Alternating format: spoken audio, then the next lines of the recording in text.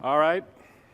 Welcome, everyone. My name is Anders Heilsberg. I'm a technical fellow at Microsoft, and I'm here today to talk about TypeScript, a project that I've been involved with for the last 3 years or so. And before that, of course, many of you know that I've worked for a long time on C# as well. And generally, wherever language opportunities present themselves, I try to be there.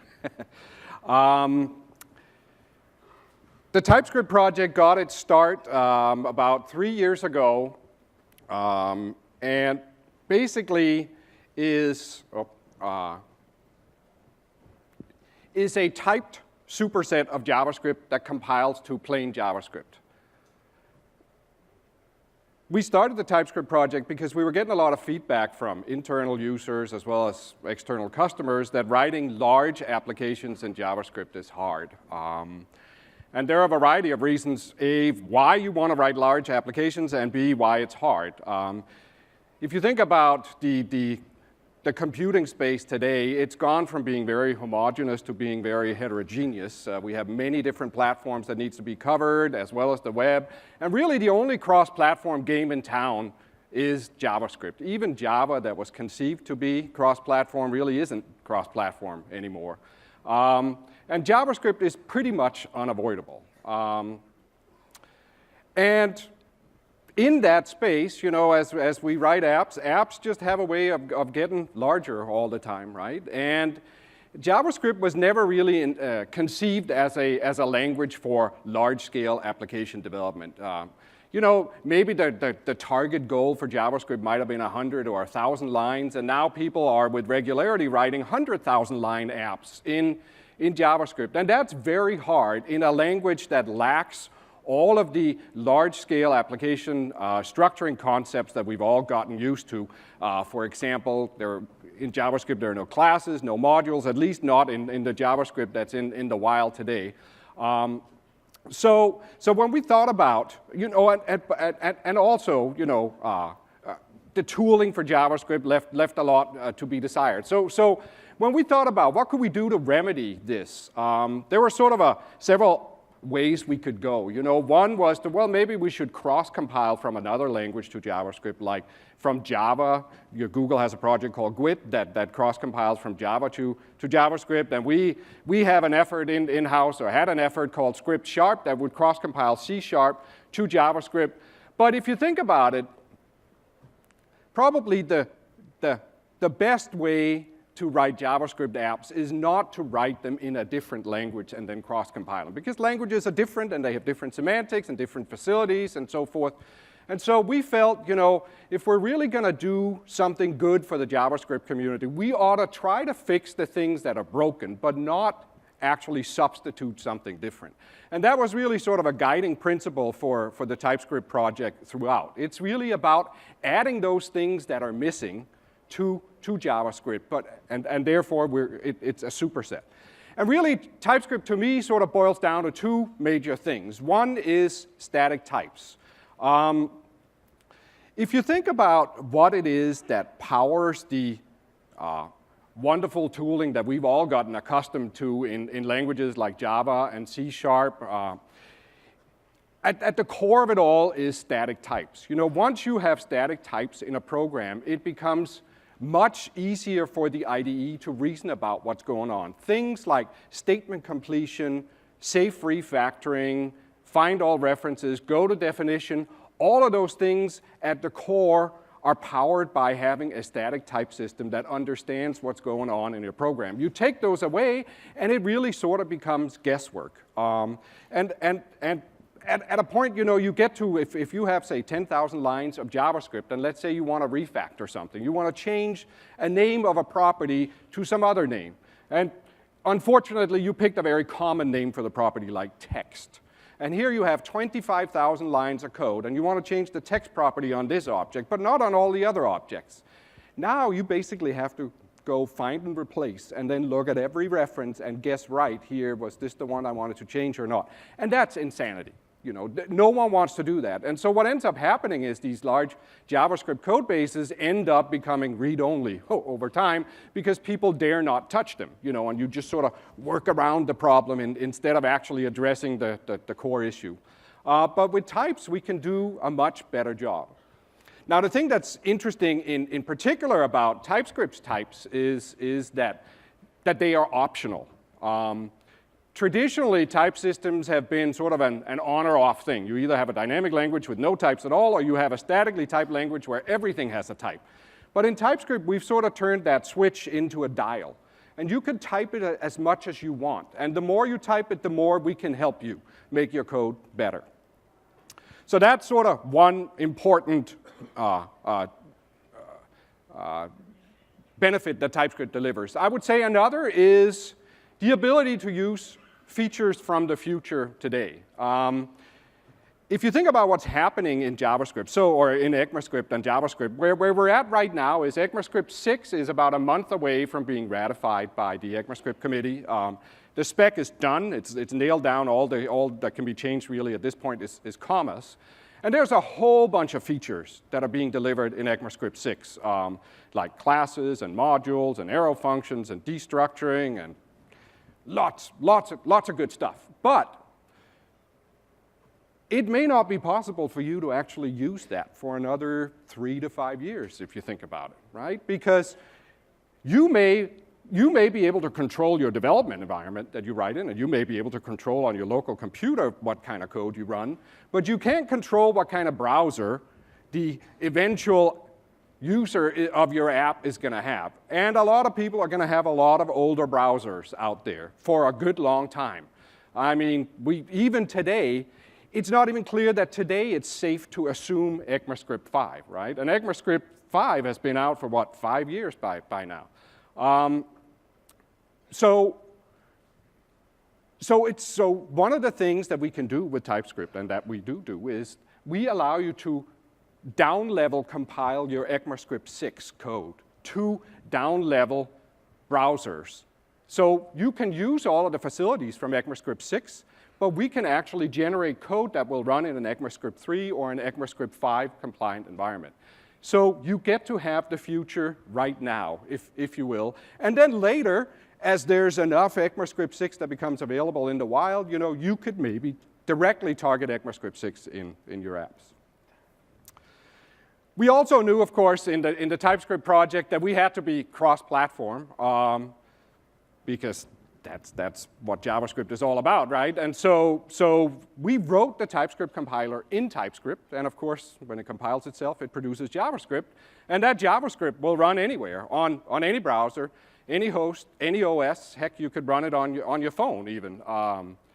We also knew that in order to appeal to the JavaScript community, we had to be open source, and from the get-go, we were open source.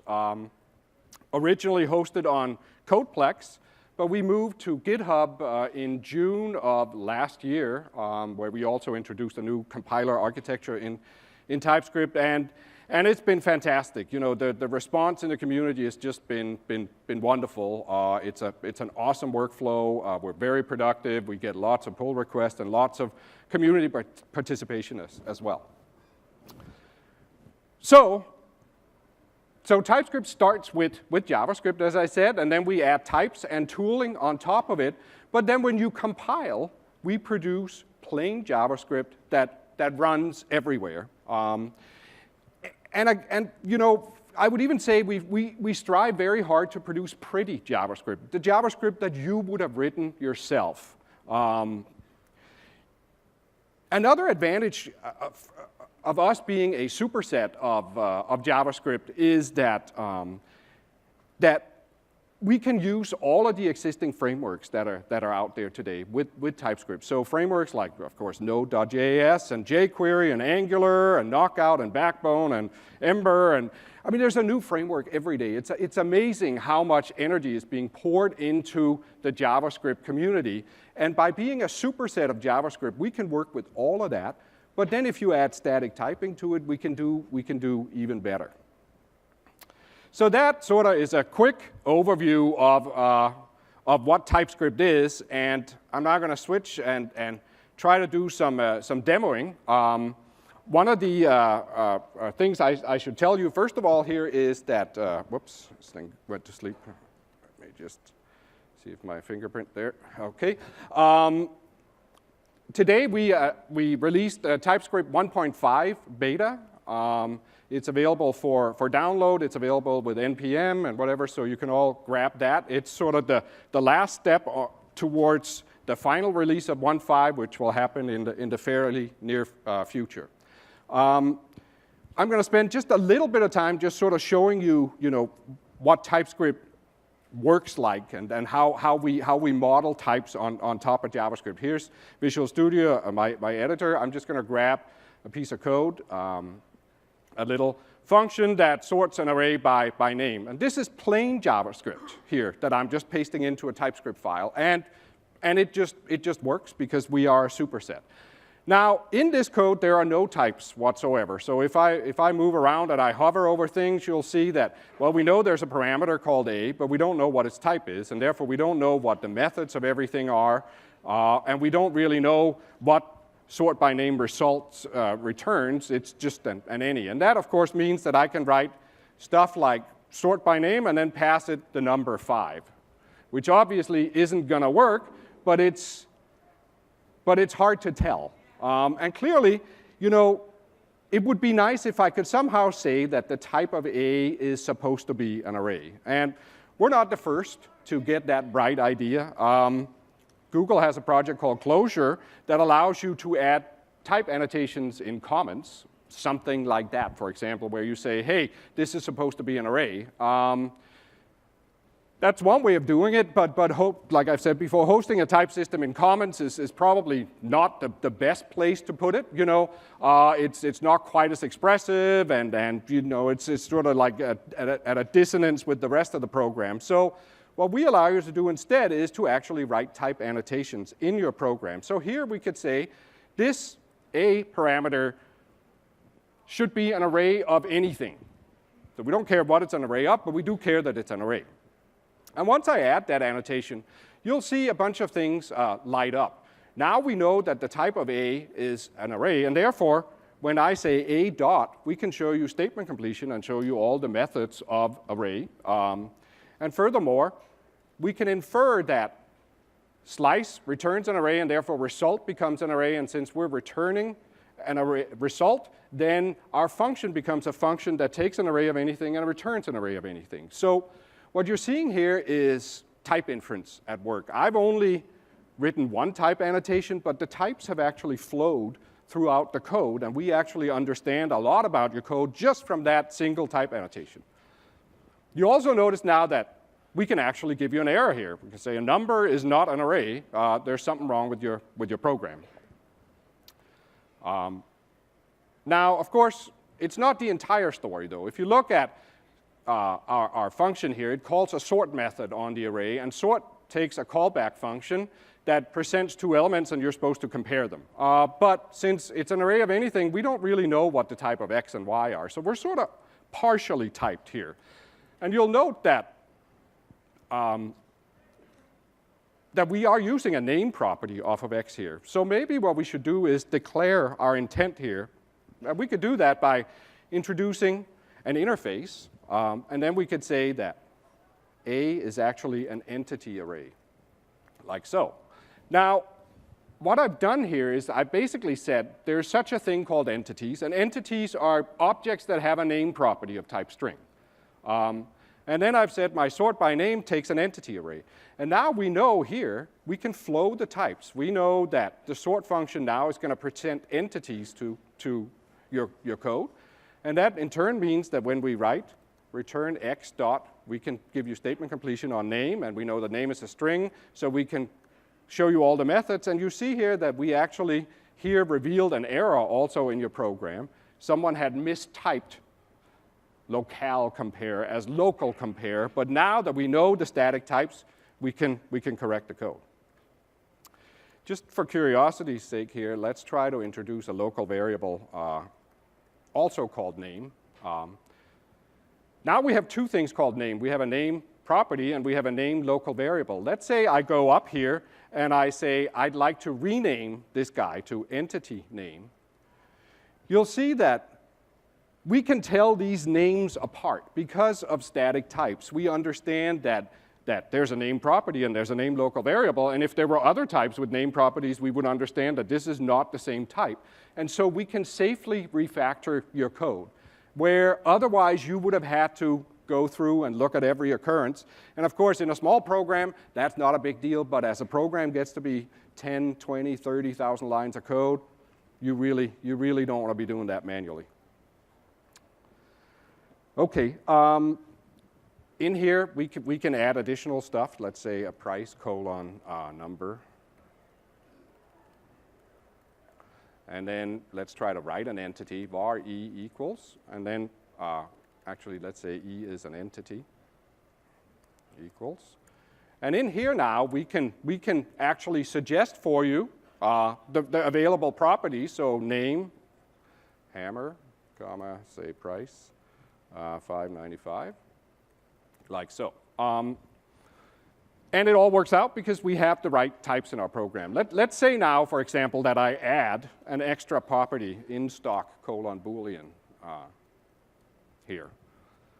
Now you'll see I get an error message down here that I am missing a property called in stock. But I could make that optional, and now basically what I'm saying in my type declaration is that if there is an in-stock property, then it must be of type Boolean. So if I add that property down here, then if I try to say 10, I get an error now saying that a number is not a Boolean. But if I use the value true, then things are good. Now, one thing that's interesting, too, about this piece of code here is that you'll note that I declared an interface, and then I just used it as an object literal here. Or I created an object literal. I didn't actually have to declare that that object literal implements the entity interface. And the reason I don't have to declare this is because TypeScript has a structural type system, as opposed to the nominal type systems that we're familiar with from, say, Java or C#. And in a structural type system, it's really, in a sense, formalized duck typing. You know, an interface declaration just says that an entity is a thing that has a name of type string and a price of type number and an optional property in stock.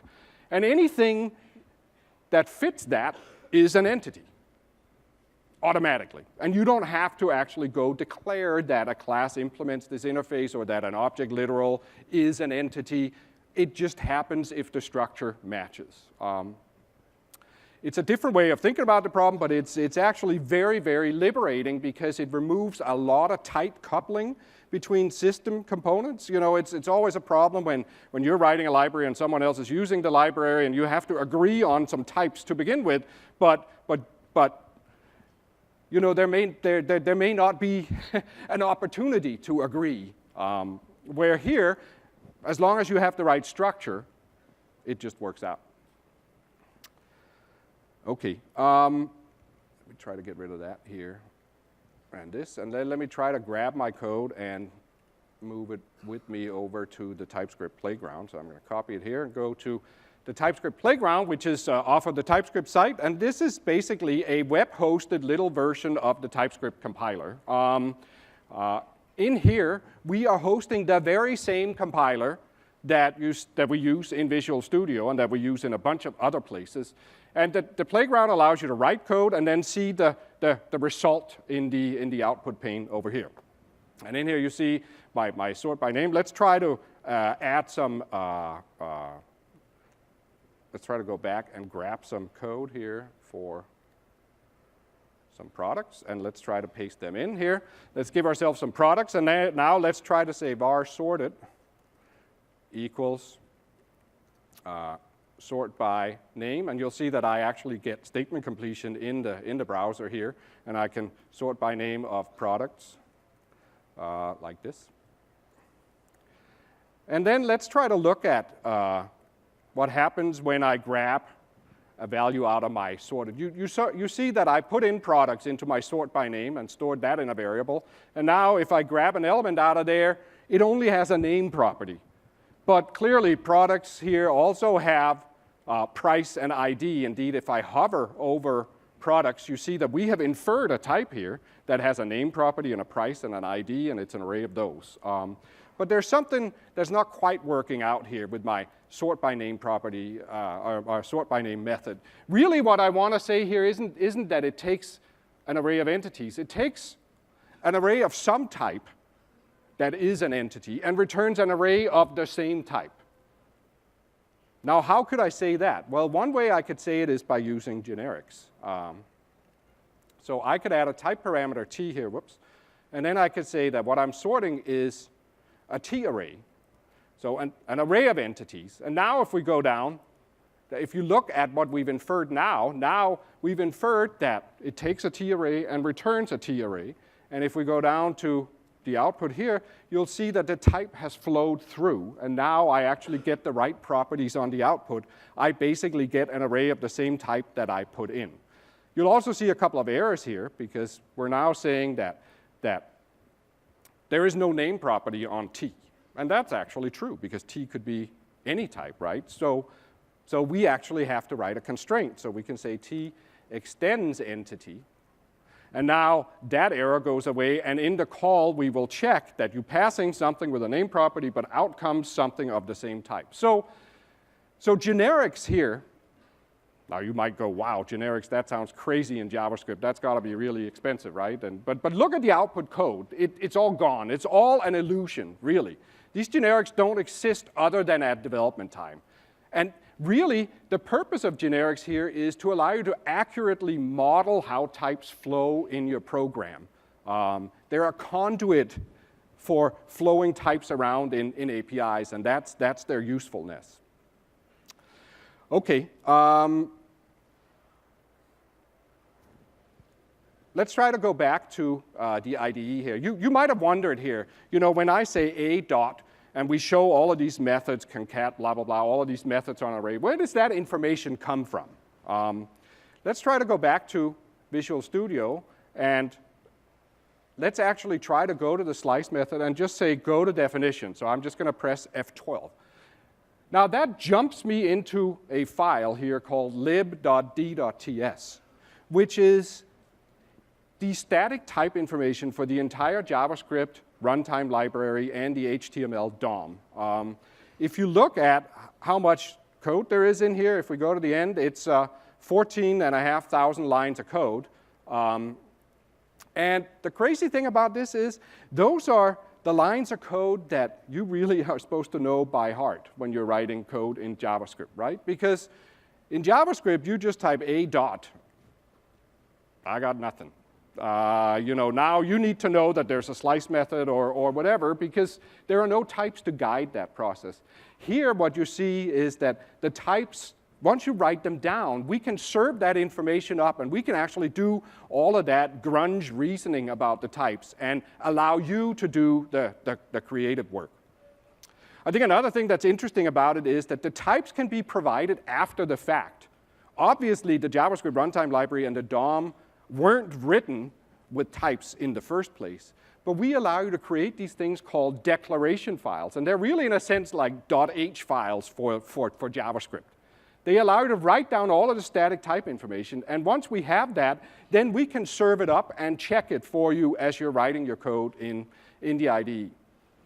And indeed, one of the wonderful things that happened after we launched TypeScript was that someone set up a website called Definitely Typed, and they started collecting type declarations for all of the existing JavaScript framework. And that thing has really sort of taken off like wildfire. Let's try to go to the site actually here. It's hosted on GitHub. I think they are up to, there are 900 contributors up here. People, look at how many commits. They have about 800 or 900 JavaScript frameworks covered with type information. And basically, people are using this site to write down the metadata of programming on the web. They're writing down all of the static type information for all of these existing JavaScript frameworks. And now there are tools in place that can automatically provision your projects, a tool called TSD, for example, that goes and grabs definition files from definitely typed and puts them in the right place in your directory structure. And so now you can just, in a sense, declare, well, today I'm going to use, say, jQuery with Angular, and I'm going to use some knockout over here, and it can suck down all the declaration files, and off you are. It's fantastic. And this was all built by the open source community. And it really is a testament to the power of open source. I think it's awesome. OK, that's a quick overview of TypeScript. Now I'm going to start talking about some of the new stuff that's happening, because a lot has happened in the last year in TypeScript land. In fact, let me try to go to our wiki and show our, oops, that's not ours, that's definitely Types. Let's go to the TypeScript GitHub site. Like I said, we moved here about a year ago, and we've seen an enormous amount of engagement since moving to GitHub. One of the things we keep up to date is a roadmap of all of the releases that we produced, and also all of the work that we are producing in the coming releases. Today, we announced TypeScript 1.5 beta. The final release will be very soon. And in here, you can see all of the features that are in 1.5. 1.5 really has been a very big release in catching up with ECMAScript 6. We sort of went from covering a few features to pretty much covering all but a few features in ECMAScript 6. So destructuring, spread operator, ECMAScript 6 modules, for of, blah, blah, blah. Here you can actually go link to all of the pull requests and issues and get information on how they're implemented and so forth. And I'm going to try to take a look at a few of those. First thing I thought I'd be interesting to look at is ECMAScript 6 modules. And we're going to try to do a little bit of coding here. I'm going to write a node. Let me get rid of this guy and this guy. And then let's open up demo node. And in here, I'm going to try to write a little server using Node and using ECMAScript 6 modules. So the first thing I'm going to do is reference path equals node.d.ts. So I'm going to grab all of the static type information for Node. In fact, you can look at it by going by pressing F12 here and see here's all the static type definitions for Node. And with those in hand, I can now say import something from HTTP. And HTTP is one of the modules in Node. If we go to definition, you'll see that it's in here. And now that I've said where I'm importing from, we can actually show you what there is to import. So I'm going to grab create server. And that now gives me a local binding for the create server method in Node. Now there's an error here that says remember to put the module flag on when you compile. We're just going to ignore that for now. Let's now try to write a little simple server function here that takes a port number and a message string, like so. And in the body of this guy, we'll say create server. And here we're supposed to pass a callback. So we'll create a callback like this. And now in here, I can say response dot. And you'll note again here that I didn't say anything about the type of res, but we have been able to flow the types through. We know that this callback takes a response object, and we know what the properties of that guy are. And you know, we can in here we can response.write. I'm just going to grab a piece of code. Let's see here. And then we'll also start our server by saying listen on the port that the user specified. And that's basically our little server. Now we can create a client module that uses that server. So from here now we're going to say import from /server. And again, now if we go and ask for statement completion here, there's a guy called simple server. Just a little note, it's kind of funny here how we can't give you statement completion until you say where you're importing from, obviously, right? Because it'd be guesswork otherwise. It's one of those funny things, it's why in C# link, the from clause comes first. Because you say from blah, select something. And once you've set the from, we can actually help you. But if you say select blah from somewhere or import blah from somewhere, we can't help you until you write the stuff that you're writing later. But anyway, that's sort of just a funny little anecdote. Here, now we can start simple server on port 1337 and maybe say hello, whack whack build, like so, and then console.log. This thing on 1337, like that. Done. That should be our program. There are many ways of compiling code here. I'm going to use the command line compiler. So in here, we now have hello and server. And I can simply just use the command line compiler to say compile hello. And, well, you'll see here it complains, you have to tell me what kind of modules you want to use. Well, Node uses CommonJS modules, so we'll tell it to use those. And what happens now is we get a server.js file and we get a hello.js file. And you'll note that I used ECMAScript 6 modules, but of course, Node doesn't understand ECMAScript 6 yet. And so we need to cross-compile it to CommonJS modules, and so my import statement turned into a require instead in both of those places. But other than that, my code is pretty much the same. And now I can start my server, and then let's try to go to localhost 1337, and here's our little Node server running. Thank you, thank you. So that's server-side development with ECMAScript 6. Of course, client-side is equally important. And I thought for that, I'm going to try to use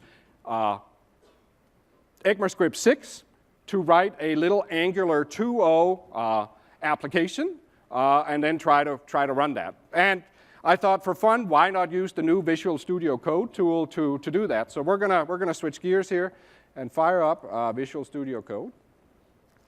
And we're going to open up a folder, demo/ng, and select that folder. And in here, I just have a prereq little project with an empty file. You see that already in here, I've added the Angular declaration file and a Firebase declaration file. This is actually a demo, an Angular demo that was written by a guy in JavaScript, and I'm just sort of replicating it here in TypeScript. But now that we have this stuff, and I should mention too, by the way, that Visual Studio Code itself is written in TypeScript. It uses the Electron shell, it's called, which is a derivative of the Atom.io project from GitHub. That's basically the Chrome that hosts the window. And then inside the window, it uses WebKit and TypeScript. It's all written in TypeScript. So all this editor that you see me using here, and in fact, it's the same editor that you saw in the playground. That editor was built by the same team, and this is, in a sense, that editor grown up and popped into a proper IDE. OK, so I'm going to try to do some importing here from Angular 2/Angular 2, like so. And once I do that, we can now in here show you things that are available to import. So I'm going to import component and view and bootstrap and for. And you know, some other imports. I'm actually here going to cheat a little bit and just go back to my toolbox and grab this code here so you don't have to watch me type it all, like so. Then I'm going to write a class called to-do, say, MVC. And in here, I'm going to declare to-do service. Oh my gosh, there. To-do service, colon, Angular, Firebase array, and to-do edit, null, and then write a constructor. And the constructor takes an Angular, Fire object here. Jeez. There we go. And in here, I can say this dot, and you see we get statement completion, of course, to-do service equals sync dot as array, and we know what the methods on that guy are. And this dot to-do edit equals null. OK, so that's the constructor for my little object. Finally here, you know, in order to bootstrap the app, I would call bootstrap. Now, I also need to fill in the body here. Again, I'm going to cheat and grab some code here and just paste it in. This is actually JavaScript code, completely unchanged from the original JavaScript demo. I'm just pasting it in. You see there are no type annotations in this, but that's fine. Oops, no, that's not here. That's not null. That's any. There we go. OK. Now, the last thing I have to do is add some annotations or some decorators to this class that say something about how this class fits into Angular and how things get injected into the class. And so one of the things we now support in TypeScript is decorators. So I can here start a decorator called add component, like so. And in here, I can then say selector, to do app, and you'll see that we actually know and can tell you which are the ones that are available. Again, I'm not going to write all of this. Now, the interesting thing about this, though, is this is actually yet another feature from the future. This is something that is being proposed for ECMAScript 7, but can be down-level compiled to ECMAScript 6. And we already have support for that at this point. So let me try to just grab the code that is supposed to go there, and let me try to paste it like this. And that's pretty much it. Let me try to build my app, and it builds with no errors. And now let's try to go to the ng here, and then let's fire up HTTP server on port 8081. There. And now this app should be running. So let's go to the browser. Let's go to localhost 8081. And here we see the little to-do app. And in here, I can just sort of add things that need to be done. It's always a little interesting to run this demo because this uses a service called Firebase, which stores stuff in the cloud. And everyone running this little demo puts stuff into the same to-do list. So sometimes I'm a little worried about obscene words and whatever. But we're good right here. So we can clear the completed ones and so forth. So that gives you sort of a brief idea of what the development experience is like with Angular. But to talk a little bit more about the work that we've been doing with the Angular team, I'm sure all of you noticed that we announced a partnership with the Angular team some months ago. And rather than have me talk about why this partnership is wonderful, I thought I would bring up a couple of team members from the Angular team. So it's a big pleasure for me to introduce to you Brad Green and Misko Hevery from the Google Angular team. And they're going to talk a little bit about why they're using TypeScript. Welcome, guys. Good to see you. Misko? Yeah, there you go. Thanks, Anders. Well, Misko, why don't you tell folks a little bit about how we got started with TypeScript? Right. So about a year ago, we thought it was a good idea to announce a new language called AdScript. It was the best of JavaScript, best of TypeScript, and plus annotations. That's right.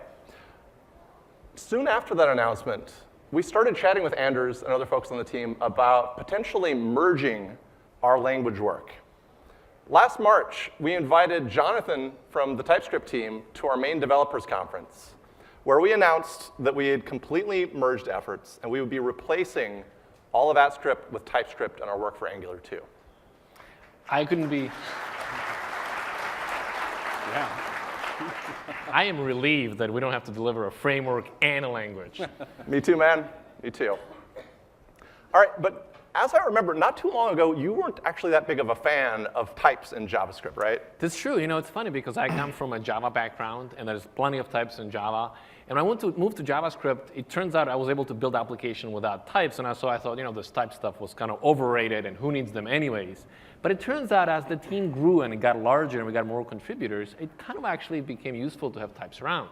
Yeah, well, tell folks why is that? So there's several reasons why that is. First of all, documentation. Types gives you names for things. You have a common vocabulary, common mental model, and just being able to refer to things is just a win-win for everybody. The next thing is when you're building an application with a framework, there's a lot of contract between a framework and what you have to do with the application. Having some kind of a tool, a compiler, to verify these contracts is very useful. Lastly, we're big fans of writing unit tests. and we write tests first and doing it everywhere. But we found that even with lots of due diligence and testing, we still found that type system would help find many issues that we didn't notice. And then the last point is having an IDE that can help us with completion and getting around the code and just finding out where things are declared is super useful. And this is extra useful for bringing people who are new to the project on board. That's right. So today, Angular 2 is built using TypeScript, not AppScript. The optional types allow us to build versions of Angular for folks who want to use TypeScript, but also folks who want to use tomorrow's version of JavaScript, ECMAScript 6, or today's version of JavaScript, ECMAScript 5. And we wouldn't be able to do it easily the other way around. So the type ecosystem is great, and we'd like to encourage web developers to build their libraries using type so that everybody could benefit. We're happy to talk about our experience doing this, so please come and chat with us afterwards. Right. Just this week, we moved Angular 2 project from alpha to developer preview, and we've got a new website complete with examples. There's a developer's guide and an API documentation. All the examples are in TypeScript. Please come check it out at angular.io. We think it's pretty cool. Thanks for having us. Yeah. Thank you so much. Thanks, Andy. Thanks, guys. Thanks, Brad. Awesome. So actually, the Angular guys were gracious enough to offer to stay after this talk. So from 1 to 2 p.m. Today, you can come chat with myself and the Angular team in this lounge area that's across from 3014 upstairs. So we look forward to seeing you there. OK, next thing I wanted to switch gear and show you a little bit is,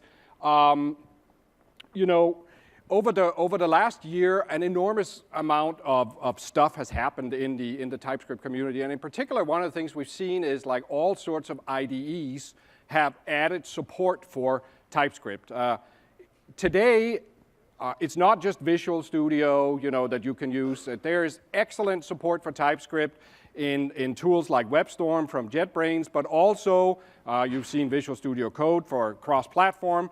There's wonderful support in Atom, the Atom editor. There's a TypeScript plugin. There's fantastic support in Sublime Text as well. We have support in Vim and Emacs, and we're basically seeing a lot of people adopt this. And one of the reasons is because we architected the compiler to actually be embeddable in all of these different environments. And I wanted to show you some of the work that we've been doing there. Let me switch back to my own machine here. So you already saw me use Visual Studio Code here. Let me try to just for fun fire up Atom. And here I've installed, actually I can just open a folder. And the folder I'm going to open is actually the source code for our compiler. So here's all of the source code for the compiler running in the Atom editor.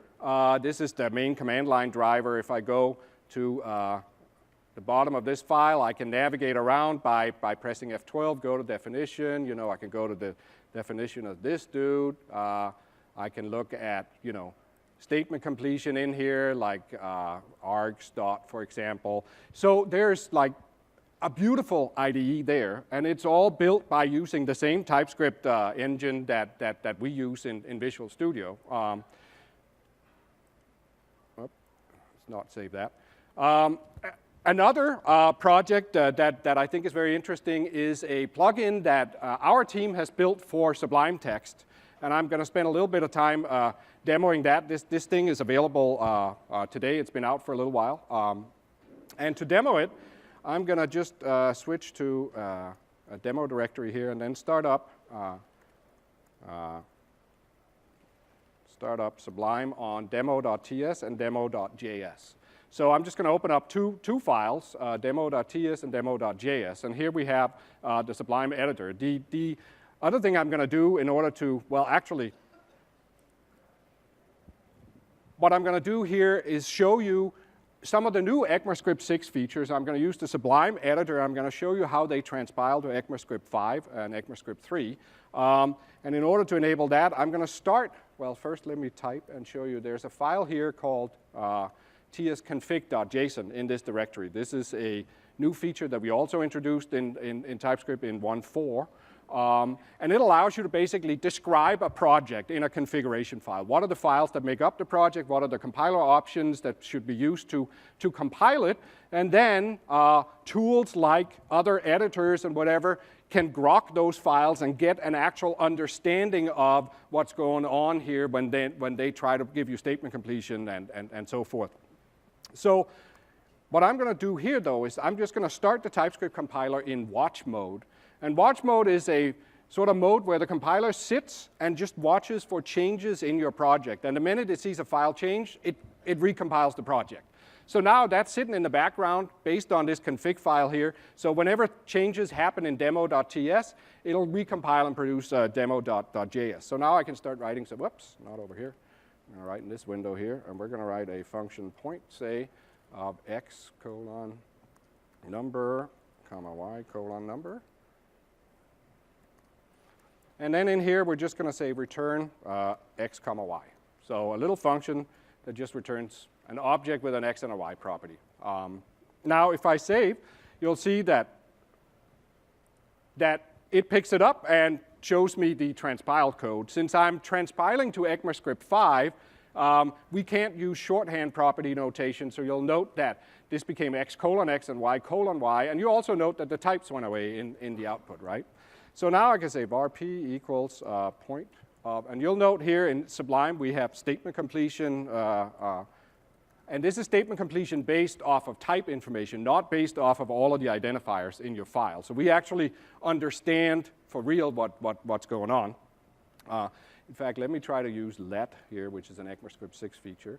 And then let's say, now I could say let x equals p.x, for example, and let y equals p.y. And if I save, you'll see that just comes out that way. Now, one of the cool features of ECMAScript 6 is destructuring. So I can actually, instead of first assigning to p and then grabbing properties out of there, I can just destructure directly into local variables. So I can say let x comma y equals point of 10 comma 20. And if I hover here and go press Control TQ, you'll see that we've inferred that it's a number because x was a number coming out. But if you look at the generated code, because we're going down level, we actually introduce a local variable and then fish the properties out of there. And we basically do what ECMAScript 6 would do, even though you don't actually have it available here. Destructuring also is available for arrays. So I can say let a equals 1 comma 2. Oops, 2, comma 3, comma 4, comma 5. Let's make an array of numbers. And then I could say, for example, let first comma rest equals a. And if we save that, you'll see that we actually can destructure your array by picking out the first element and the rest of the element, and we can translate that into whatever the appropriate existing facilities are in JavaScript. I can actually put the array back together again, so I can say let b equals first comma dot dot dot rest. If I save that, then you'll see that we generate the appropriate code for that. I could also, of course, put the first in the back of the array again, and we'll do whatever it takes to generate the right code here. Another cool new feature is for of. How often have you written for var n in a, and then expect it to be operating on the elements of the array? I would wager that probably everyone in their first experience with JavaScript has done this and has gotten surprised, because the for in loop enumerates the property names, not the values of those properties. But in ECMAScript 6, there's actually a for of statement, the one that should have been there in the first place. And you'll note what that transpiles to is actually a for loop. And this is like a super handy way of writing for loops now, and that statement is going to become very, very popular, no doubt. Another fun feature is say of name colon string, comma points colon number, say, is string literals here. So in here, I could actually return a template string. And in template strings, you can sort of put holes in the string in the middle and get values of expressions put in there. So let me try to say here, for example, hello, and then $name. And in here, I get to put an expression that gets put in place in the array at that point. You have, say, points, like so. And if we save that, you'll see that we actually transpile that to a series of string concatenations. Now, one thing that's fun about this little demo here is I could actually open up the tsconfig file, and then I could go change my target to ES6, and then just press save. And then you'll note that all of my code jumps around now and becomes ECMAScript 6. So you can actually switch between the different versions of ECMAScript that you want. And here you'll note that we still do some changes. We get rid of type annotations and whatever, and there are a few features that, like ECMAScript 7 features that we would still have to transpile, but all of the other features, we can just let them through the way you wrote them. So this is a wonderful vehicle for just, transforming your code to whatever the appropriate runtime environment is. Okay, final little cool feature I thought I would show is type guards and union types. Function, let's say display name here. Let's say I have a function that takes a string or a string array. This is sort of a common thing that occurs in JavaScript is you have, well, an array can either be a string or an array, or sorry, a parameter could either be a string or an array, or it could be a callback function, and now you sort of dynamically tease apart which one it was that got passed to you. And typically you do that by writing code like if type of name triple equals string, for example, and then you write your code in here now knowing that name is a string, and otherwise you write your code over here knowing that name is whatever else it was that it could be. Now, if you're outside this if statement and we type name dot, you'll see that because we have a union type, a thing that could be either a string or an array of strings, we show you only those properties that they have in common. And they do have some in common, like length, for example, right? But inside the type guard, we've actually understood what your code is doing. And so if I type name dot here, we know that you have a string, and we show you all the methods of a string. And if you're down here and you'd say name dot, name dot, we know that it's an array, and we show you the methods of array. Indeed, if you ask for the type here, we tell you it's a string, and down here, we tell you it's an array. So we can actually, based on the tests that are occurring in your program, further narrow down the types and save you from having to put type assertions or typecasts in your code. Thank you. Thanks.